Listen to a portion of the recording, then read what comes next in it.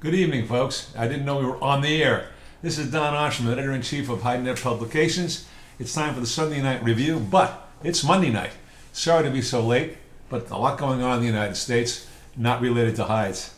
That was a quiet day in the hide business.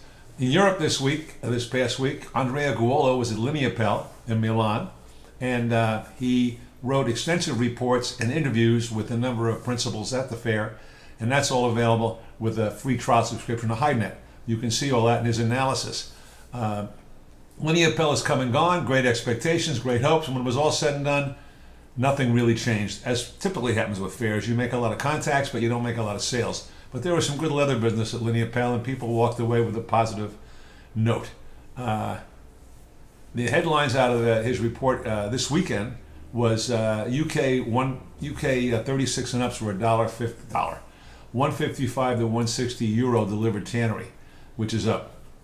Demand's okay for the large size cows, no good for smalls. Nothing new to that because the automotive sector uses the larger cows, and probably for some furniture too.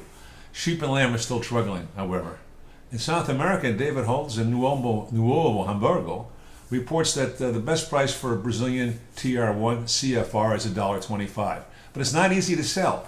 It's just a lack of general demand more so than price. It's always price, but it's difficult. And one of the reasons is that business is lackluster. Automobile is slowing. Is it dying? Is it fading away? No, but it's not like it was. And that's where most of the material in Brazil goes. And footwear is no good. Not good. Not terrific. So you've got the two biggest users, upholstery and footwear, not doing well, and tough to get everything sold that tanners need to get sold.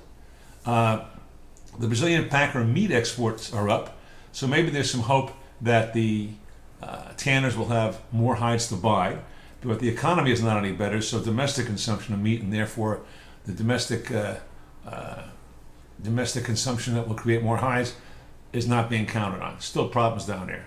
Elsewhere in Latin America, Argentina, Uruguay, and Paraguay were basically unchanged from the week before. In North America, prices were firmly steady to higher. Wet blue is still a problem.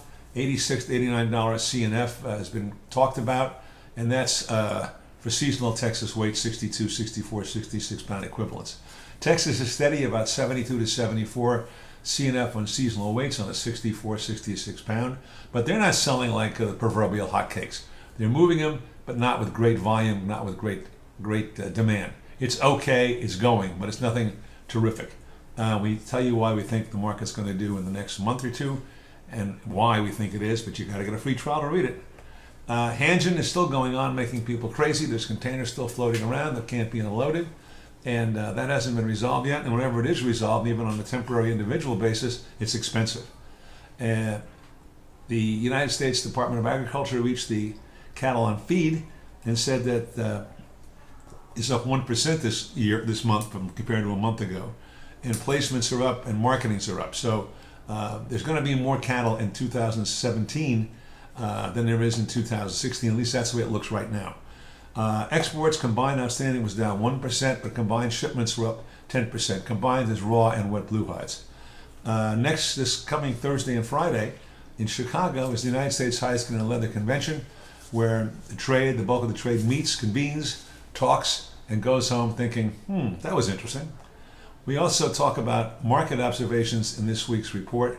Price stability, is it good, is it bad? The market has been the same since July on American steers. Let me investigate that. This Week in Leather, don't forget we have other publications, including International and This Week in Leather. We have a story on the details in the Chinese environmental closing. How many tanners have closed and why in China? Will they be back? U.S. shoe sales were down in August.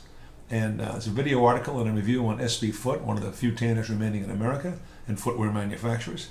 Pekka Tannery has expanded, and there's a story about French leather post-industry gains in the first part of the year anyway.